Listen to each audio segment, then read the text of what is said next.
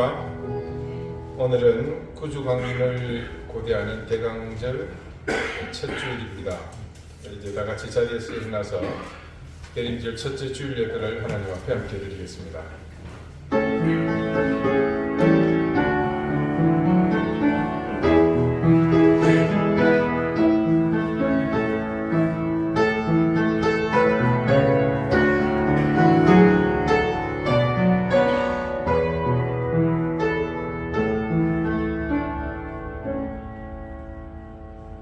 성문으로 나아가라 나아가라 백성이 올 길을 닦으라 큰 길을 수축하고 수축하라 돌을 제하라 만민을 위하여 기치를 들라 여호와께서 땅끝까지 선포하시되 너희는 딸 시온에게 이르라 보라 네 구원이 이르렀느니라 보라 상급이 그에게 있고 보응이 그 앞에 있느니라 하셨느니라. 아멘.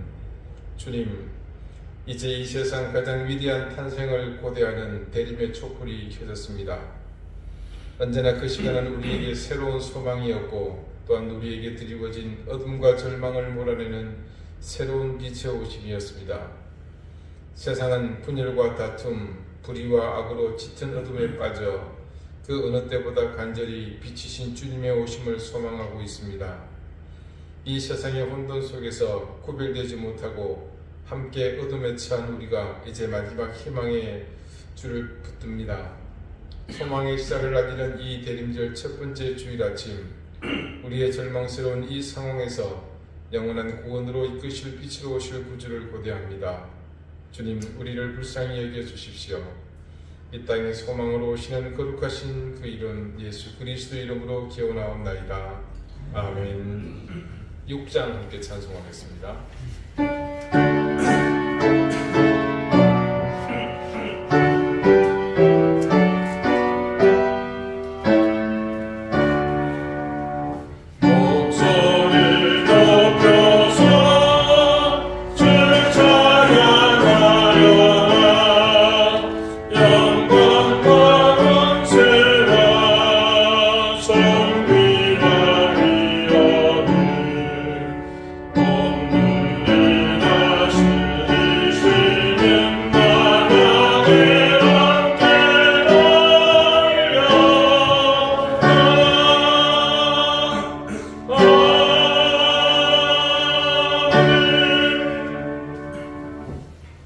이제 다 함께 참회의 기도를 드리겠습니다. 주님, 우리의 기다림은 우리를 영원한 생명으로 인도하실 구주가 아니라 우리의 삶을 포장해 주셔야 할 주님이었을 뿐입니다. 그저 내 필요와 욕심을 만족해 하시는 능력만 가득한 주님이시면 그만이었습니다. 그래서 우리는 단 한순간도 내가 주님의 자녀됨을 심각하게 생각하지 못했고 예수 그리스도의 제자로 어떻게 살아야 할지 고민하지 않았습니다. 올해도 변함없이 구주의 오심을 대망하는 지를 이뤄왔지만 우리는 여전히 변하지 않았고 지난해의 그 모습을 따라 목적 없이 그저 습관 지어진 대로 그렇게 또 살았습니다. 세상은 점점 우리 때문에 구원의 은혜를 잃어가고 있지만 우리는 그저 우리의 안일함과 우리의 안일과 구원에 만족하며 우리만의 천국을 만들기에 여념이 없었습니다. 성결한 삶도 거룩한 헌신도 없이 우리만을 위해 살았음을 용서해 주십시오. 2000년 전 고통받고 소외받는 이 땅의 죄인들을 구원하시기 위해 주님이 오셨음을 다시 기억하며 어느 때보다도 의미 있고 가치 있는 대림의 시간을 보내기 원합니다. 주님, 우리를 불쌍히 여겨 주십시오. 이제는 하나님과 나만이 하는 은밀한 죄를 생각하며 계속해서 침묵 가운데 참회의 기도를 드립니다.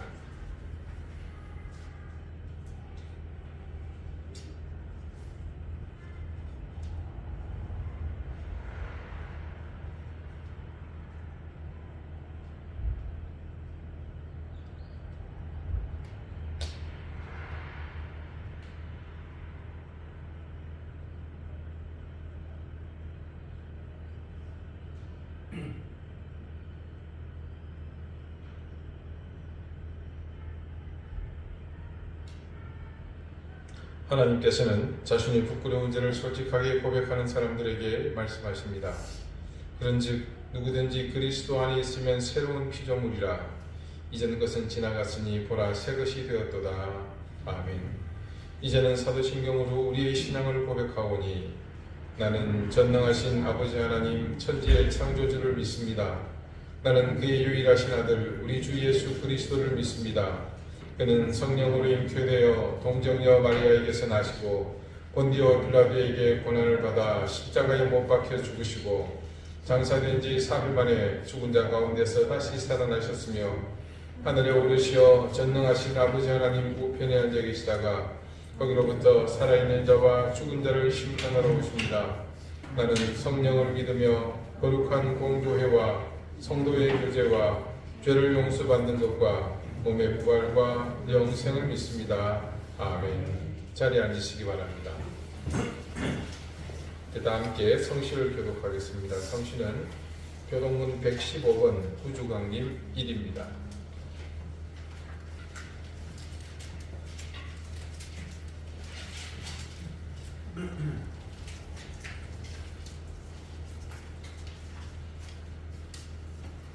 성문으로 나아가라 나아가라 백성이 올 길을 닦으라 큰 길을 수축하고 수축하라 물을 쳐라 만민을 위하여 여호와께서 땅 끝까지 선포하시되 너희는 딸 시온에게 이르라 보라 네 구원이 이르렀느니라 보라 산물이 그에게 있고 보온이 그 앞에 있느니라 하셨느니라. 사람들이 너를 일컬어 거룩한 백성이라 여호와께서 구속하신 자라 하겠고 또 너를 일컬어 전받은 자요 구원받지 아니한 성이라 하리라. 선지자 이사야의 책에 쓴 바 광야에서 외치는 자의 소리가 있어 가로되 너희는 주의 길을 준비하라 그의 오실 길을 보게하라. 모든 골짜기가 메워지고 모든 산과 작은 산이 낮아지고 굽은 곳이 흩어지고 하늘이 평안해지고 모든 육체가 하나님의 구원하심을 보리라 함과 같으니라. 아멘. 기도드리겠습니다. 짙은 어둠이 드리운 이 땅 2023년 마지막 12월을 시작하며 대림을 고대하는 첫 촛불을 켰습니다. 유한한 존재인 우리 인간이 채울 수 없는 온전함에는 하나님의 은혜만이 유일함을 깨달았기에 오늘 다시금 우리의 인생을 구원으로 이끄실 구주의 강림을 기다리며 우리는 새로운 희망과 내일에 대한 소망을 꿈꿉니다. 여호와의 절기가 되어도 아무것도 할 수 있는 것이 없는 이스라엘의 형편을 보며 우리에게 감사할 수 있는 은혜가 있음을 깨닫습니다. 이 새로운 절기에 또한 우리는 무엇을 해야 할지 찾으며 해야 할 그것을 통해 더욱 하나님께로 가까이 다가가는 은혜를 주십시오. 주님께서 세상에 오시던 그때는 인류의 역사에서도 비교할 수 없이 어둡던 때였습니다. 그러나 천지사방이 화려한 불빛으로 뒤덮이고 밤낮을 구분하기 어려운 불이 꺼지지 않는 이 시대가 더욱 어둡고 암흑 천지인 모순 속에 사는 우리는 오늘 더욱 간절히 구주의 강림을 고대합니다. 우리 삶의 자리에 드리워진 절대되지 못하는 욕망과 그로 인해 자라난 죄악에 허덕이며 이제 우리의 힘으로 감당하지 못할 이 거대한 어둠 앞에 더 이상 우리의 영혼이 잠식되지 않도록 주님께서 다시 더 강력한 빛으로 우리에게 오시기를 구합니다. 먼 옛날의 일로만 여겨졌던 전쟁이 지구촌 곳곳에서 이어지며 처처의 모순과 무질서로 고통받는 이들의 신음소리가 그치지 않고 있습니다. 베들레헴 들판의 목자들이 그 밤에 울린 천사의 노래소리를 듣고 구주의 오심을 노래했던 것처럼 고난과 아픔의 현장이 그 생명과 빛과 노래로 화평과 사랑이 넘치기를 구합니다. 세계는 여전히 경제 위기를 함께 겪으며 고금리로 인한 깊은 침체 속에서 모두가 고난의 시간을 보내고 있습니다. 하나님의 자녀들이 이 시대의 부름에 무관심하지 않게 하시고 세상과 다른 질서가 있음을 그리고 세상의 진정한 주관자가 하나님이심을 우리를 통해 증거되며 드러나게 해 주십시오. 그리고 우리가 더욱 주님을 의지하고 붙잡아야만 살 수 있다는 사실을 증거하며 함께 하나님의 은혜를 구하지 않으면 살 길이 없음을 깨닫게 해 주십시오. 사랑하는 우리 이등교회 교우들을 주님께서 지켜주시고 늘 한결같이 부어주시는 그 은혜가 더욱 채워지게 해주시기를 구합니다. 생업의 복을 더해 주십시오. 사랑하는 자녀들의 앞길이 형통하게 해주십시오. 무엇보다 질고로 고통받는 교우들에게 또 가족들에게 하나님께서 기적같은 은혜를 베풀어 주시고 위축된 모든 삶의 자리가 회복되도록 주님께서 풍성하게 해주시기를 구합니다. 우크라이나의 평화가 속히 임하게 인도해 주십시오. 이스라엘 가자 지구의 사륙이 속히 멈추게 해주십시오. 미얀마 군부의 공격으로 부모와 떨어져 수용된 카렌족 어린이들과 그들을 보살피는 신주용 선교사에게 주님의 권능을 더해 주십시오. 무엇보다 하나님, 다가오는 이 추위가 두려운 이웃들이 있습니다. 방한복으로도 막지 못하는 특별한 추위가 있습니다. 하나님, 그런 이웃들을 불쌍히 여기시고 하나님의 귀한 은혜를 더해 주십시오. 이제 말씀을 듣습니다. 하나님, 들려주시는 하늘의 음성을 온전히 듣게 인도해 주시고 악한 영의 역사가 우리 가운데서 물러나며 우리의 심령이 주님 앞으로 더욱더 겸비하는 시간 되도록 인도해 주시기를 구합니다. 오늘 이 예배가 이 한 주간을 살아갈 영적인 능력이 공급되는 시간이 되게 하시며 악한 영의 방해로부터 우리가 당당히 승리하며 이기며 대림의 두 번째 주일을 주님 앞에 당당히 맞을 수 있도록 인도해 주십시오. 감사드리오며 예수 그리스도 이름으로 기도드립니다. 아멘.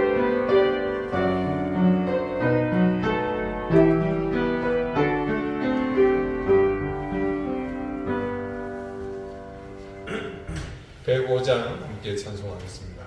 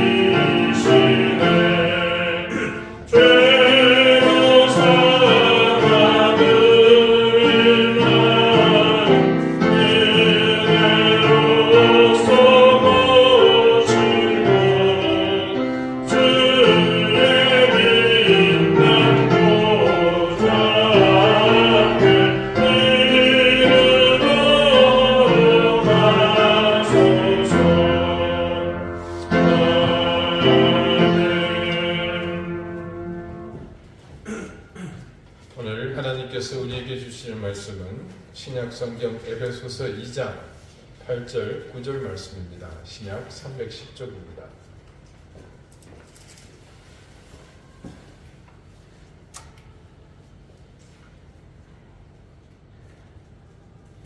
에베소서 2장 8절 9절 말씀을 제가 읽겠습니다. 이제 다 같이 자리에서 일어나 하나님의 말씀을 경청하십시오.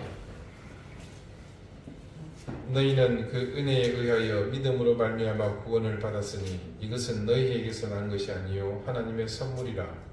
행위에서 난 것이 아니니 이는 누구든지 자랑하지 못하게 함이라. 아멘. 자리에 앉으시기 바랍니다. 하나님께서 이 말씀으로 우리에게 은혜 주시기를 원합니다.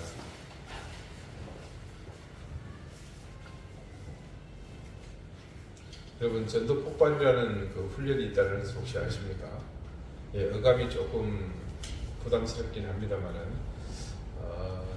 미국에서 시작된 이 훈련 프로그램은 우리나라에서도 많은 사람들이 예수 그리스도를 영접하는 훌륭한 그런 프로그램으로 자리 잡고 있습니다. 그 훈련을 받을 때 처음에 이런 질문을 던집니다. 당신이 죽어서 천국의 출입구에 당도했을 때 그 천국문을 지키는 천사에게 당신은 뭐라고 말하겠습니까? 천사가 묻습니다. 당신 여기 천국에 들어가려고 하는데 내가 왜 당신에게 이 문을 열어줘야 하는지 그 이유를 말해보라는 겁니다.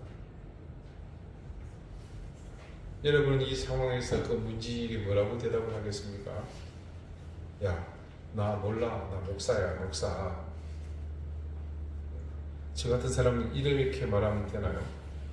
아니면 이렇게 귀걸이를 보이면 십자가 보여요? 목걸이? 아니면 또 그 와중에 성경책을 들고 가고 아니면 무거우니까 주보라도? 이 질문에서 의도하는 대답이 있습니다. 표현의 형식은 어떻든 간에 그 대답에는 내가 노력해서 아니면 수고해서 혹은 열심히 공부해서 그 문으로 들어갈 수 없다는 것을 깨달으라는 겁니다. 우리가 일반적으로 구원을 이해할 때 절대 간과해서는 안 되는 중요한 사실이 있습니다. 그것은 바로 구원이 하나님의 선물이라는 사실입니다. 세상에 종교로 구분되는 일반적인 종파들이 있습니다. 대표적으로 우리 기독교가 있고요. 또 그 안에 물론 카톨릭이나 동방정교회도 포함됩니다. 그리고 이슬람교와 불교, 힌두교 등이 있습니다.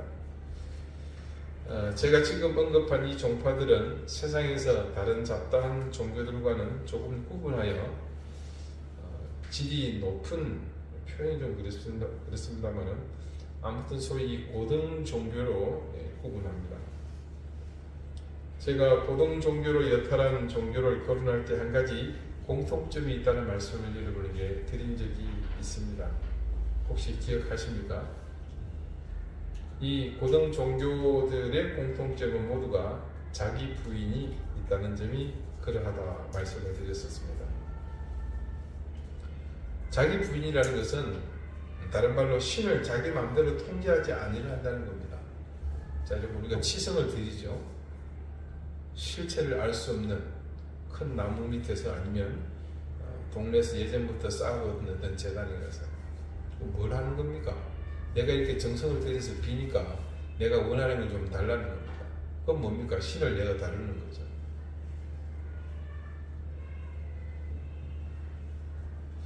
그런 형태의 미신은 배제되는 겁니다. 고등 종교는. 근데 여기 우리 기독교가 타 종교와 구분되는 것이 있습니다. 똑같은 고등 종교라는 카테고리 안에 있지만요. 그 구분의 기준이 되는 것이 바로 이 자기 부인에 대한 해석입니다. 가령 우리는 자기 부인을 위해 무엇을 합니까? 이렇게 질문하면 아무도 대답을 못합니다. 사실 아무것도 안 하기 때문이죠. 그러면 우리는 고등 종교인이 아니란 말입니까? 절대 그렇지 않습니다. 모순이 있는 것처럼 보이지만 진실은 이렇습니다. 우리에게 자기 부인이라는 것은 다른 의미가 아니라 우리 인생의 주권을 하나님께 온전히 맡기는 것을 의미하기 때문에 특별히 다른 외적 행동이 뒤따르는 것은 아니기 때문입니다. 주님께서 이렇게 말씀하시잖아요. 누구든지 나를 따라오려거든 자기 자신을 부인하고 자기 십자가를 지고 나를 따라오라 그렇게 말씀하셨잖아요. 여기에는 뭐가 필요합니까? 결단이 필요하죠. 내적 의지가 필요하고 삶의 가치관을 변화시키고자 하는 믿음의 용단이 필요할 뿐입니다. 우리는 예외 없이 구주 예수 그리스도를 믿음으로 이 과정을 순탄히 지나가면서 소위 고등 종교의 신앙인으로 사는 겁니다. 그런데 기독교를 제외한 다른 모든 고등 종교는 우리와 같지 않습니다. 그들에게는 자기 부인을 위한 소위 수도의 삶이 요구됩니다. 수도의 삶이 요구된다는 것은 다른 말로 이렇게 표현할 수 있습니다. 그 종교가 실현하고자 하는 궁극적인 구원에 이르기 위해서는 어떤 형태든 고행과 수련의 삶이 수반되어야 한다는 겁니다. 자, 가까운 불교의 예를 들어보겠습니다. 불교는 해탈을 위해서 또 열반에 들기 위해 우리가 상상도 할 수 없는 엄청난 대가를 치러야 합니다. 사실 우리 뭐 심야기도 이런 거 하려면 얼마나 힘들어합니까, 그죠? 오만 가지 핑계를 다 대가지고 오늘 몸이 좀 안 좋네, 오늘 약속이 있네, 오늘 저녁에 그 시기를 봐야 되는데, 요즘 또 뭐 종편까지 생겨서 얼마나 볼 게 많아요. 참석하는 것보다 빠질 때가 더 많죠. 여러분, 불교는요, 법당에서 부처님께 치성을 드리려면 최소 기본이 108배부터 시작합니다. 108번 허리를 숙이고 바닥에 엎드려 절을 해야 합니다. 그 정도는 그래도 독 한 번 먹고 한번 해볼만 해요. 다음날 파스 몇 장 붙이면 되니까요. 1000배, 3000배를 한다고 생각해 보십시오.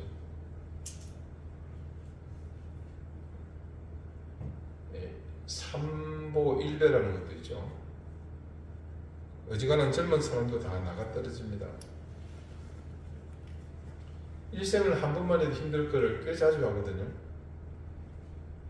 불교란 것이 제가 불교를 전체 다 알 수는 없습니다만 우리가 일반적으로 알 수 있는 것처럼 원래가 공, 아무것도 없는 것을 향해 나가는 종교거든요. 그래서 그렇게 기약 없이 부처님을 향해 공을 드려야 합니다. 이슬람교나 힌두교도 우리가 자료를 조금만 찾아보면 예외가 아닌 것을 알 수 있습니다. 정말 세상말로 다들 한가닥씩 합니다. 우리가 생각하는 것 이상으로 단절되어서 극한의 수도 과정을 거쳐야 합니다. 그리고 비로소 자기 부인에 도달하게 되죠. 우리는 어떻습니까? 기독교에서 가장 위대한 사도로 꼽는 바울 사도를 한번 봅시다. 그는 수동을 고사하고요, 이 출신 성분 자체가 상당히 불량스럽지 않습니까? 불순분자예요. 그는 예수님을 믿는 사람을 잡아서 율법으로 처단하는 일을 담당하던 책임자였습니다. 제가 이 말씀을 준비하면서 요 찰나에 문득 이런 생각을 한번 해봤어요.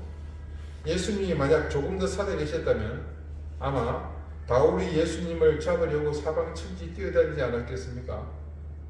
어쩌면 골고다에서 돌아가시지 않았다면 이분은 바울한테 잡혀가지고 돌에 맞아서 죽었을 수도 있습니다.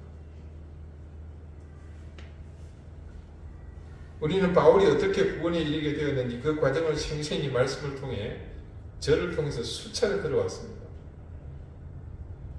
바울은 가말리엘 문화의 유대교 율법을 공부하던 초대 예루살렘 교회의 집사로 선출된 스데반을 변절자로 낙인 찍고 소위 율법에 의한 종교 재판을 주도했었죠. 그래서 자기와 동문수학했던 스데반을 공투로 끌고 나와서 유대인들을 통해서 율법에 의해서 징치하도록 돌로 쳐 죽이도록 하지 않았습니까? 그리고도 분이 안 풀린 바울은 다메섹으로 또 다른 예수의 추종자들을 잡으러 가던 길에 분기탱천에 있는 그에게 불가항력적인 주님의 권능이 나타나지 않습니까? 그가 그렇게 하나님의 명을 따라서 생각한다고 가던 그 길에 불가항력의 힘을 맞닥뜨리게 됩니다. 그리고 그 앞에 꼬꾸라졌죠. 그게 전부입니다. 그때 꼬꾸라진 바울은 자신을 가로막는 그 절대적인 힘의 본질이 누구다? 바로 자신이 핍박하는 예수 그리스도라는 사실을 알고 그 자리에서 자기를 부인하는 말을 하게 되죠. 근데 그게 말씀에 기록된 그대로입니다. 주여 누구십니까? 그렇게 묻는 말에 예수께서는 한마디로 대답하시죠. 나는 네가 핍박하는 예수다. 그 대답, 그 질문, 그것뿐입니다. 그때 바울은 그 자리에서 어떤 상황에 관한 이야기나 자신의 처지에 대해서 아니면 어떤 조건이나 가능성 모든 것은 제쳐두고 묻습니다. 주여 제가 무엇을 하리이까? 바울의 결단에는 다른 조건이 없습니다. 그냥 자신을 부르신 주님께 자신을 온전히 던져버린 거죠. 바울이 주님 앞에서 할 수 있는 최선이 무엇인지 이 짧은 대화 속에서 충분히 들여다볼 수 있습니다. 그럼 이게 뭡니까? 이게 자기 부인이잖아요. 바울은 멍청한 사람이 아닙니다. 우리 같은 사람이 아니에요. 아주 총명하고 공부를 많이 한 사람입니다. 세계 정세에도 밝고요. 당대 최고의 엘리트입니다. 근데 그가 모든 것을 부려두고 주여 제가 무엇을 하리까라고 물으며 자신의 모든 것을 던졌다는 것은 다른 말로 그가 그 대상이신 주님을 철저히 신뢰했다는 겁니다. 바울은 알았습니다. 자신이 모든 것을 포기하고 주님을 의지하기만 하면 모든 것을 책임진다는 사실을 말합니다. 물론 그의 인생은 세상 사람들이 보기에 바울과 같은 부류의 사람들이 보기에는 그야말로 한심하기 이를 데 없는 실패자입니다. 더군다나 로마 시민권을 가진 사람이 나중에 어떻게 죽습니까? 목이 잘려 죽습니다. 그건 로마 시민권을 가진 사람에게는 가해져서는 안 되는 사형 방법입니다. 굉장히 수치스러운 죽음이거든요. 우리나라도 그렇잖아요. 참수형은 극악형이었죠. 적어도 영모죄 정도는 돼야 되는 그런 수치스러운 죽음으로 생을 마감하지 않습니까? 그런데 그는 자신이 목이 잘려 죽을 것까지 알았으면서도 포기하지 않고 그 길을 갈 수 있었던 것, 바로 그분 주님을 철저히 신뢰했기 때문이죠. 우리에게 다른 종교와 구분되는 자기 부인의 간소화 절차를 통한 구원이 완성된 데는 분명 이유가 있습니다. 이게 말입니다. 속담처럼 쓰는 말입니다만 주인을 잘 만나야 돼요. 우리 주인은 누굽니까? 예수 그리스도시잖아요. 하나님이시거든요. 우리 주님이 사실 하나님의 아들이라고는 하지만 하나님 그분 자체시잖아요. 이 세상을 넘어 온 우주 만물을 창조하신 분이니 다른 종교의 소위 창시자들, 인간인 그들과 스케일에서 차별화되어야 하지 않겠습니까? 다른 종교는 창시자가 신이 아니다 보니 스스로 자신을 따르는 사람을 위해서 딱히 해줄 수 있는 게 없습니다. 그러니 어떡하겠습니까? 넉넉고 바라볼 뿐이죠. 그래서 오로지 그들이 말하는 구원에 이르기 위해서 필요한 모든 노력은 온전히 그 대상을 바라보는 사람들의 몫입니다. 그래서 수도가 필요하고 고행이 필요하고 수련이 필요하고 여타란 많은 것들이 필요한 겁니다. 바울이 주님을 철저히 신뢰하게 된 핵심은 다름 아닌 그분의 일방적인 구원의 은혜였습니다. 그것을 오늘 본문에서 이렇게 밝히고 있습니다. 너희는 그 은혜에 의하여 믿음으로 말미암아 구원을 받았으니 너희라고 말하고 있지만 그렇게 말할 수 있는 배경은 뭡니까? 내가 그 은혜로 믿음으로 말미암아 구원을 받았기 때문입니다.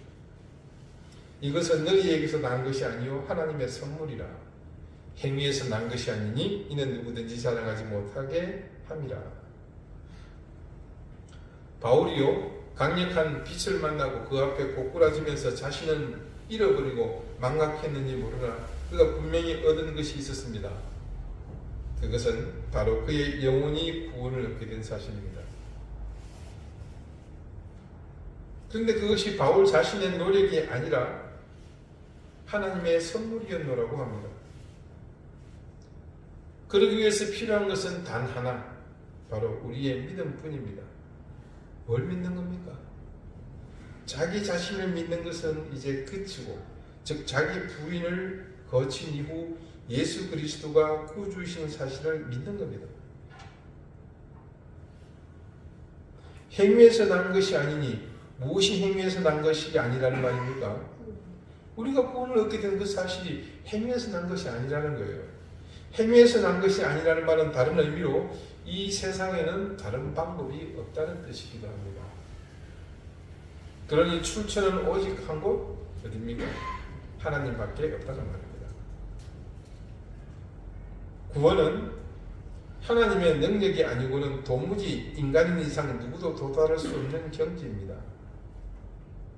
그렇기 때문에 이것이 하나님께서 주시지 않으면 방법이 없습니다. 빌립보서 3장 7절에서 9절 말씀에 기록된 이 바울의 고백인데요. 제가 천천히 읽을 테니까 한번 들어보십시오. 그러나 무엇이든지 내게 유익하던 것을 내가 그리스도를 위하여 다 해로 여길 뿐더러 또한 모든 것을 해로 여김은 내 주 그리스도 예수를 아는 지식이 가장 고상하기 때문이라. 내가 그를 위하여 모든 것을 잃어버리고 배설물로 여김은 그리스도를 얻고 그 안에서 발견되려 함이니 내가 가진 의는 율법에서 난 것이 아니요 오직 그리스도를 믿음으로 말미암은 것이니 곧 믿음으로 하나님께로부터 난 의라. 자, 바울의 이 같은 고백에서 우리는 분명히 알 수 있습니다. 그가 무엇을 버렸고 그리고 그렇게 버림으로 무엇을 얻었는지 말입니다. 방금 읽어드린 이 본문 7절부터 내그 3장의 서두에서 보면요, 바울이 육체적으로 자랑할 것들을 일일이 열거합니다. 아까도 잠시 말씀드렸지만 아주 총명하고요, 공부를 많이 했고 세계 정세에 밝은, 그리고 뭐였습니까? 로마 시민권이 있었잖아요. 그것이 자기에게 유익했는데 이제 그것을 그리스도를 위해 다 해로 여길 뿐더러 심지어 배설물로 똥오줌으로 여긴다는 말입니다.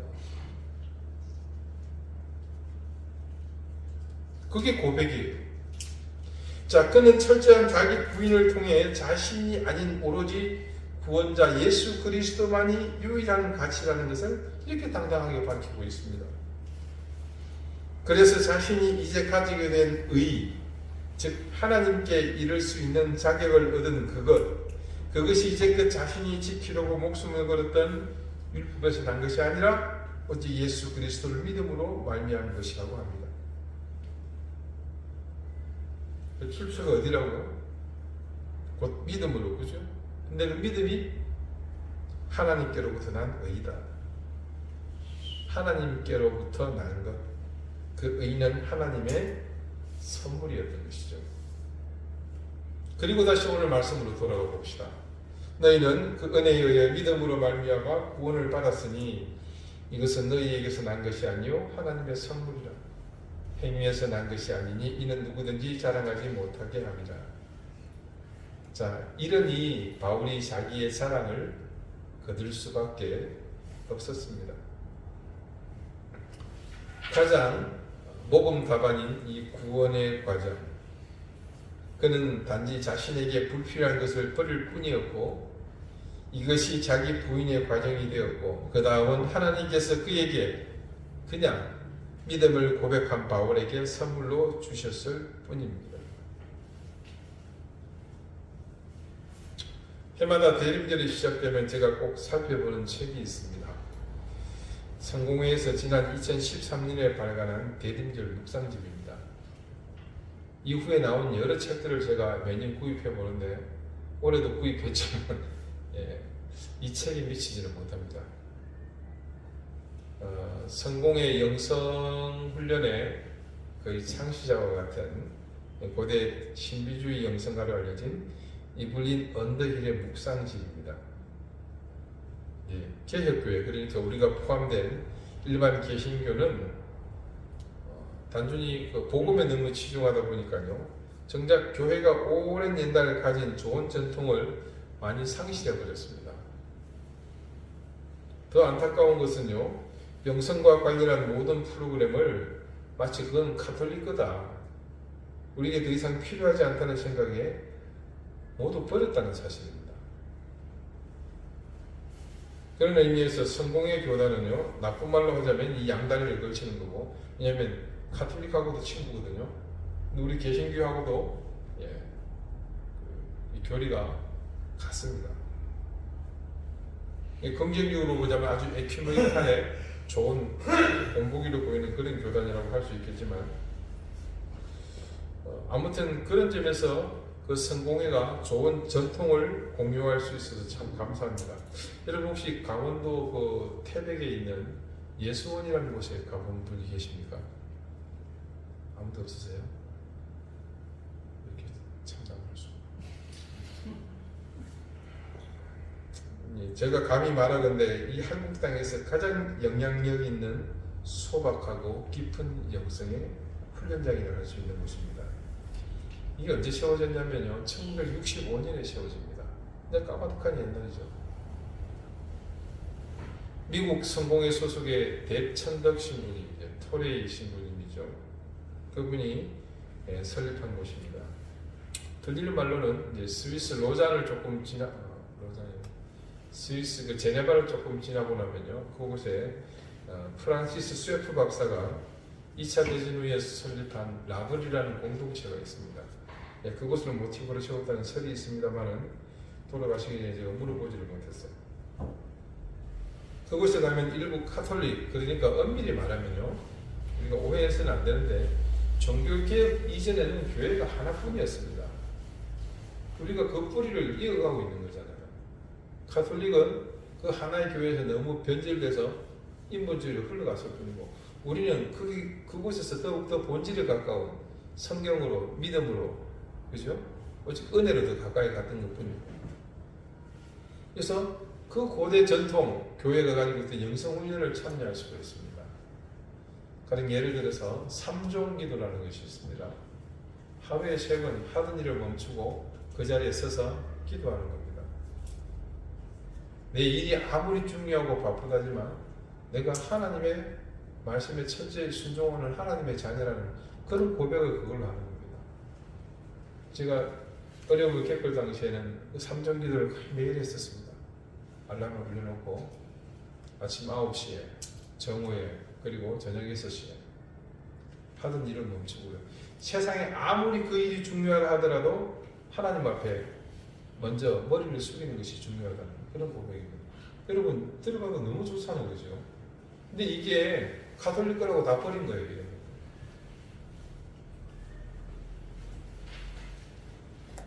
자, 자세한 내용은 직접 가보시고 경험하기를 제가 강력히 추천합니다.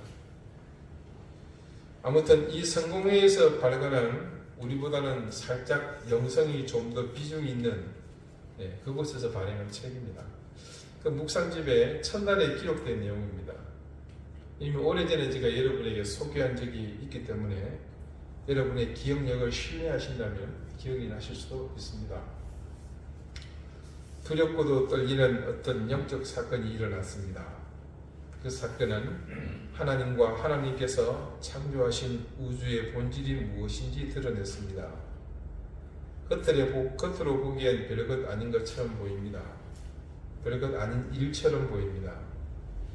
사람들이 본 것은 하나님의 뜻에 무조건 복종할 수밖에 없었던 가련한 소녀와 어려운 환경에서 태어난 아기뿐이었습니다. 겉으로 드러난 이 모습과 내면의 실제 사이의 대비가 우리를 향한 하나님의 모든 다가오심에 있는 진실입니다.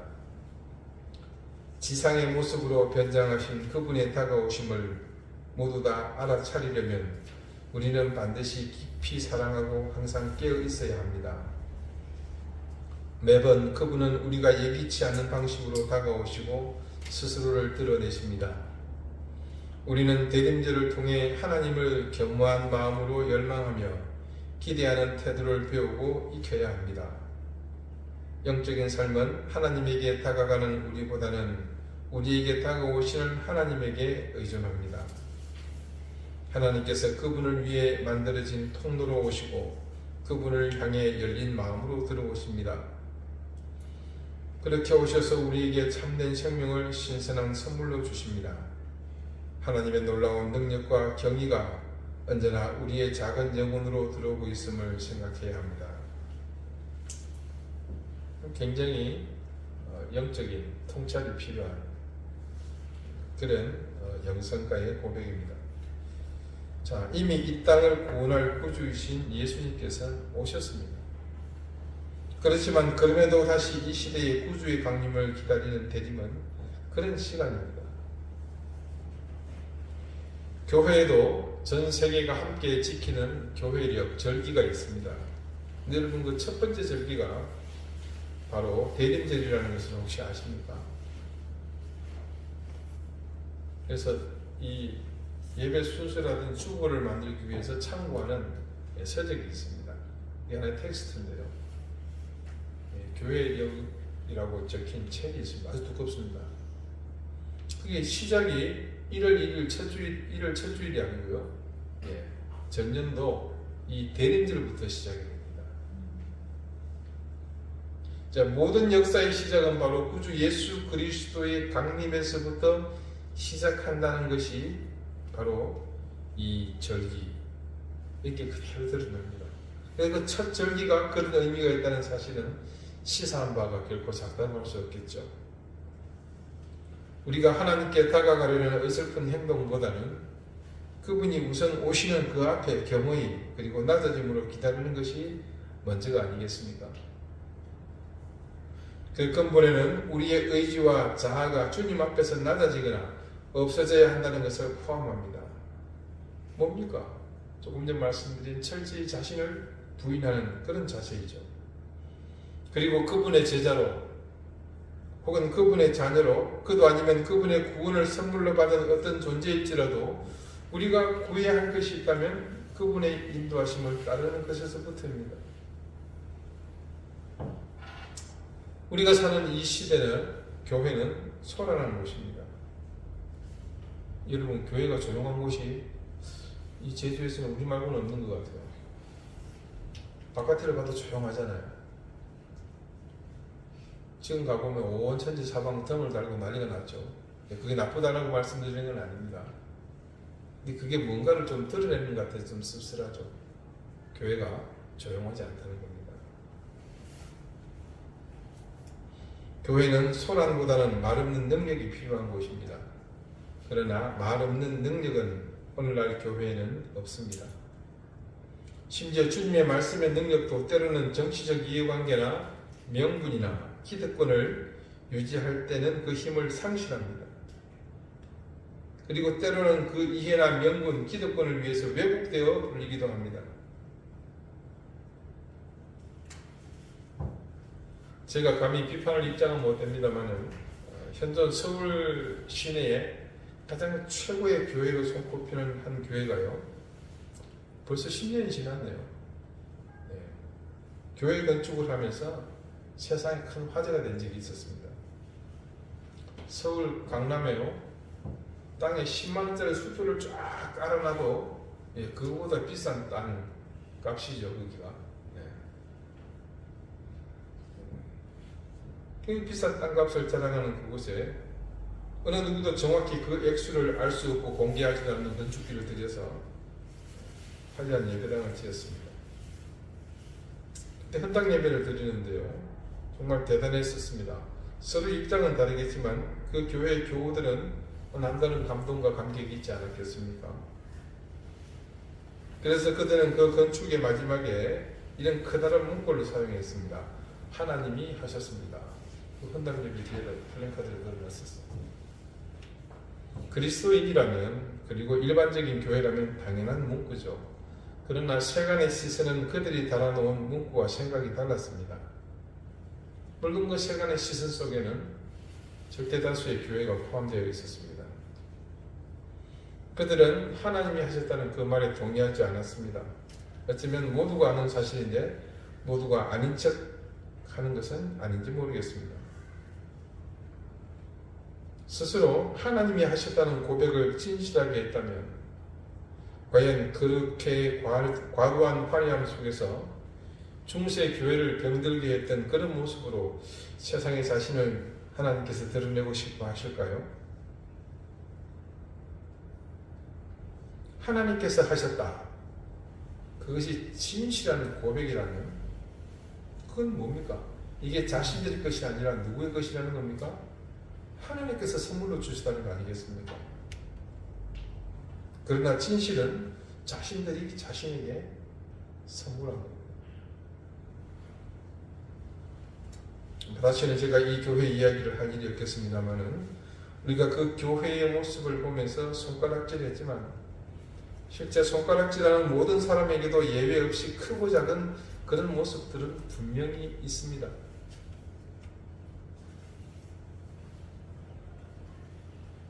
오늘 아기 예수의 오심을 기다리는 대림절 첫 시간, 이제 성탄까지 4주의 시간을 보내는 이 은혜로운 시간에 접하게 된 첫 메시지,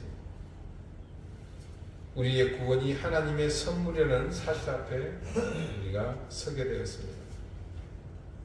하나님께서 그것을 우리에게 전적인 선물로 주신 것은 이유가 있다는 것을 알았죠. 뭡니까? 우리로 자랑하지 못하게 하시기 위함입니다. 하나님께서 우리에게 주신 그 선물은 우리를 통해서 올바른 가치로 살아나야 하는 그런 선물입니다. 그러기 위해서 우리에게 필요한 것은 철저한 자기 부인이 먼저입니다.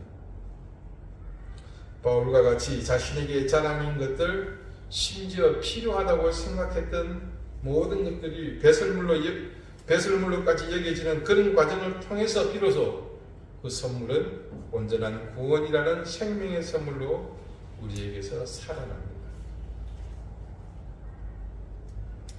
제가 초등학교 5학년, 6학년 때, 그러니까 1978년, 79년 고어간입니다.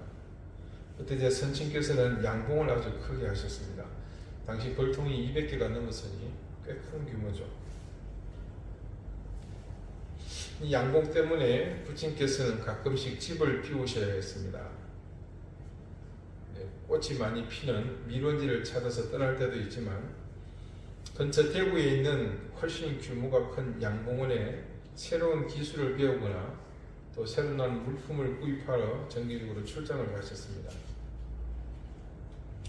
그때 그렇게 출타를 하시면 돌아올 때 꼭 선물을 한 가지 사오시는 것이 있었습니다.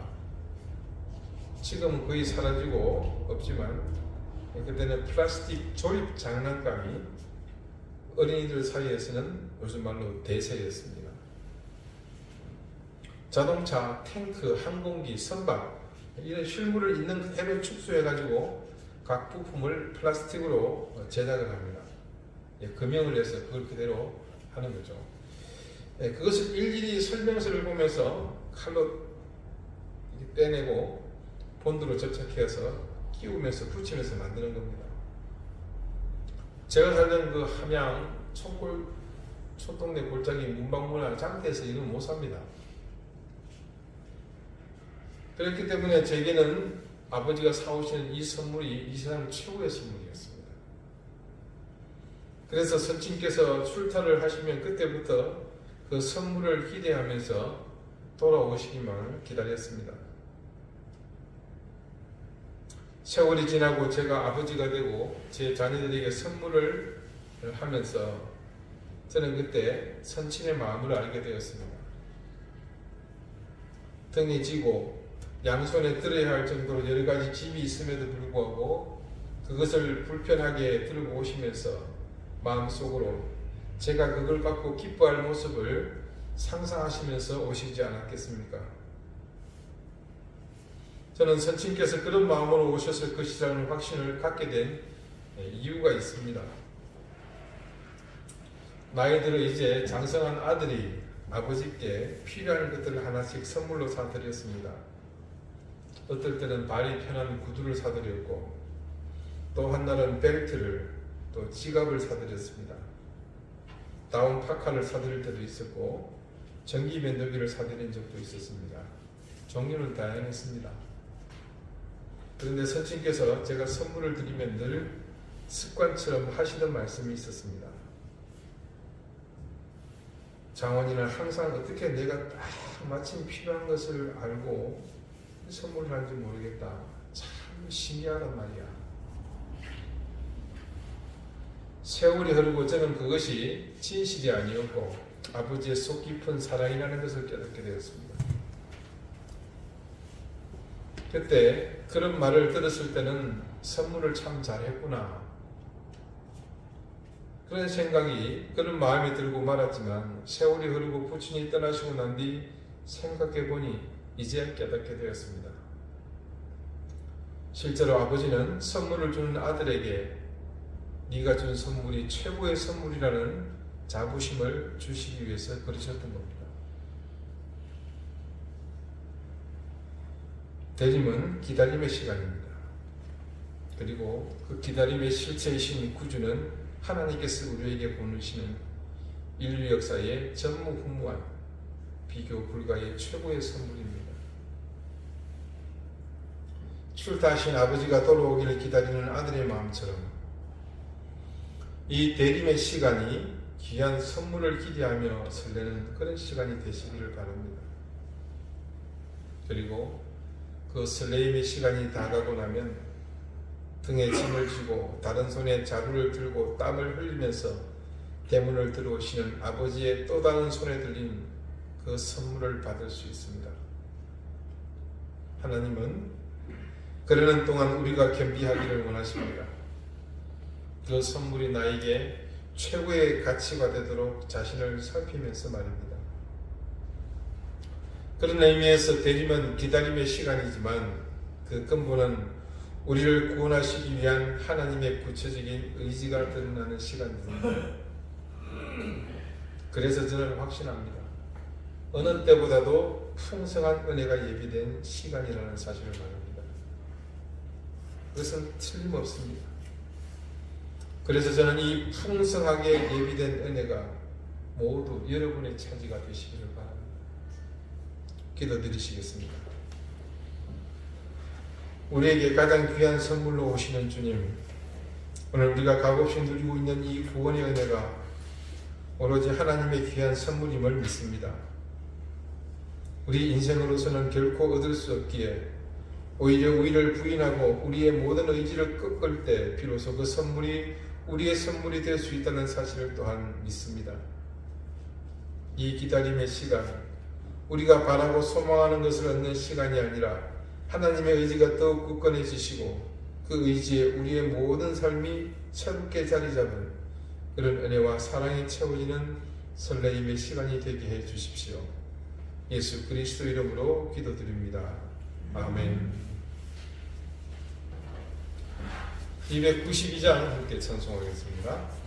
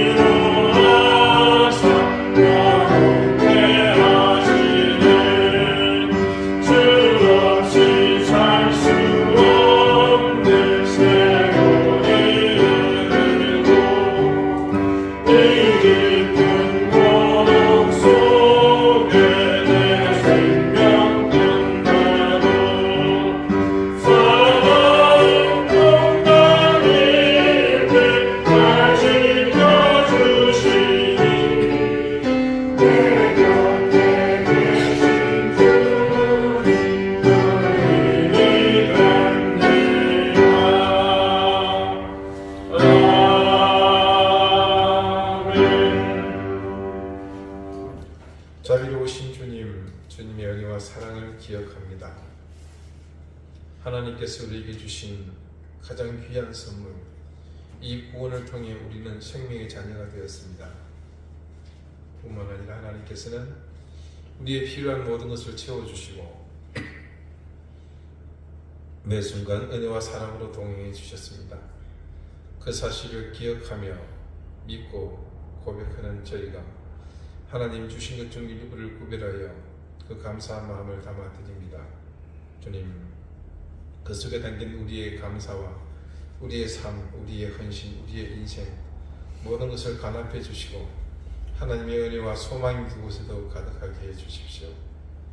드린 손길을 기억하사 하늘의 신령한 은혜를 더해 주시며 땅에 기름진 복을 넘치게 부어 주시고 가정과 생업이 복을 얻고 사랑하는 귀한 자녀들이 하나님의 큰 은혜를 얻게 하시며 질고가 떠나고 고통과 염려와 근심이 모두 사라지는 귀한 은혜가 있게 해 주십시오. 특별히 교우들 가운데 지금 넘어야 할 고난한 큰 강물과 높은 산이 있는 교우들이 있습니다. 주님, 주신 힘으로 잘 반방하게 도와주시고 모두 함께 그 정상에서 또 그 산을 넘고 그 강을 건넌 후에 기뻐하며 하나님께 영광의 감사의 찬송을 드릴 수 있도록 낙심하거나 좌절하지 않고 힘있게 나아갈 수 있도록 주님 함께해 주십시오. 오늘 귀한 말씀을 저희에게 주시고 이 대림의 시간을 은혜로 기다릴 수 있도록 인도하신 하나님, 그 시간들을 통해 하나님 더욱더 겸비하게 도와주시며 하나님의 자녀됨을 잃지 않는 모습으로 살아가는 저희가 되게 해주십시오. 감사드리며 예수 그리스도 이름으로 봉헌 기도드립니다. 아멘. 예, 교회 소식 알려드립니다. 먼저 지난주 이렇게 성탄 잔치를 하시나 다들 고생 많으셨고요. 또 여러 모양으로 섬겨주시고 수고해 주신 것에 다시 한번 감사를 드립니다. 수수감사 헌금은 지금 온라인으로 들어온 헌금이 아직 취합이 안 됐는데 취합되는 대로 금주 내로 예고드린 대로 신주영 선교사님 카렌족 어린이 사역을 위해 사용하도록 보내도록 그렇게 하겠습니다. 오늘은 구주강림을 기다리는 대림절이 시작됐습니다. 말씀 속에 여러분에게 드리는 메시지대로 겸비하여 기다림으로 예비된 귀한 은혜를 많이 넘치도록 누리시기를 바랍니다. 우리 고현신 권사님 위해서 기도해 주시고요. 그 기록되어 있는 이 기도 제목들을 참고하시고 함께 기도했으면 좋겠습니다. 다 같이 자리에서 일어나셔서 앞뒤 좌우에 계신 분들하고 하나님 인사를 나누겠습니다.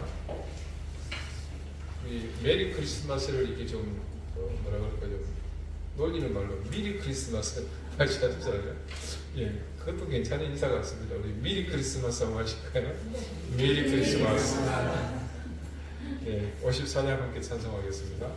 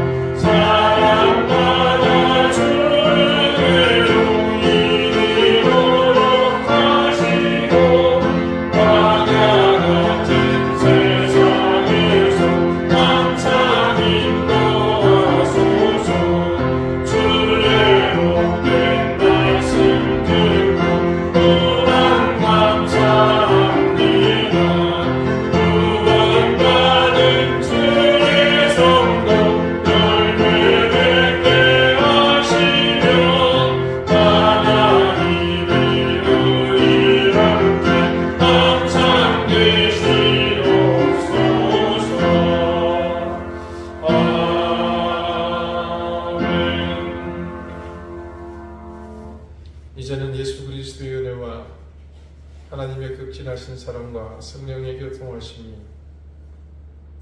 구주광님을 고대하는 이 대림절을 보내며 우리가 하나님 앞에 철저히 우리 자신을 겸비함으로 귀한 선물을 주시는 하나님 앞에 또 그 선물을 받아 귀하게 누리며 온전한 선물로 세우기를 소망하는 우리 사랑하는 이등교의 모든 성도들과 저들의 가정과 생업과 주신 귀한 자녀들 위해 이제로부터 영원토록 항상 함께 있을지어다.